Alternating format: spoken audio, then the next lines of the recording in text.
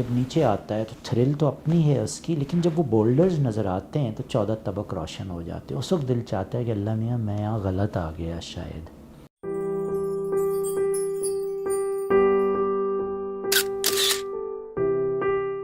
وہ یہ ہوا کہ اگین امریکہ میں کولراڈو میں ہم رہتے تھے، وہاں ڈورینگو ریور ہے، اور اس میں ایک جو فریز ہم نے سنا تھا، پڑھا تھا، شوٹنگ دا ریپڈز، وہ وہاں ایکچولی جا کے دیکھا. اور وہ یہ کہ ڈورینگو ریور جو ہے وہ اونچائی سے نیچائی کی طرف سے آتی ہے، اور 200 سے 250 کلومیٹر ایک پورشن ہے اس میں جس میں 200 سے 250 کلومیٹر اس کی سپیڈ بنتی ہے، اور اس پہ ریفٹنگ ہوتی ہے.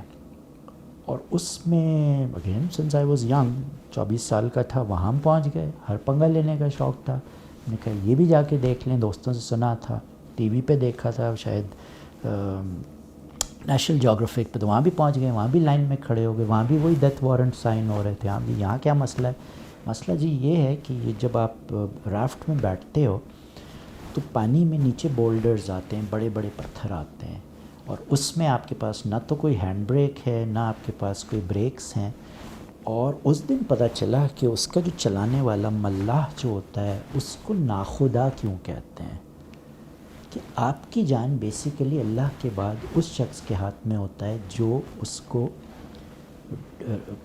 ڈرائیو تو نہیں کہہ سکتے، بٹ جو اس کو مینٹین کر رہا ہوتا ہے. تو ہم سب باندھ کے اپنے آپ کو اس میں 8 کے قریب 4 ادھر لوگ بیٹھتے ہیں، ہیلمٹس پہنا دیے گئے اور لائف جیکٹس پہنا دیے گئے.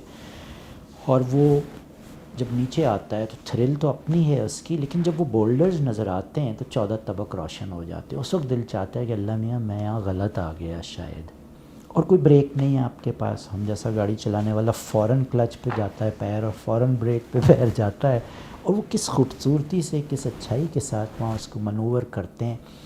اور جو فوکس ہے، لسننگ ٹو دا مینٹور ہے، لسننگ ٹو دا گائیڈ ہے، and the power of listening it self, یہ پہلے سکھایا جاتا ہے، سمجھایا جاتا ہے، اور اس کی آپ کو سننی ہوتی. کہیں وہ آپ کو، اور اتفاق سے وہ ایک لڑکی تھی، اس وقت شاید وہ 30 ایئرز اس کی ایج ہوگی مے بی، اور شروع میں یہ احساس ہو رہا تھا یہ کیسے منور کرے گی اور کیسے یہ کام کرے گی. اور وہ بھی انٹرنشپ پہ تھی، بٹ وہ اتنی ایکسپرٹ تھی کہ بڑی خوبصورتی سے، اور وہ چلاتی تھی، وہ گالیاں دیتی تھی، یہاں ایسے ٹرن کرنا ہے، یہاں سے پاور لگانا ہے، یہاں سلو ہونا ہے، یہاں تیزی سے چپو چلانا ہے.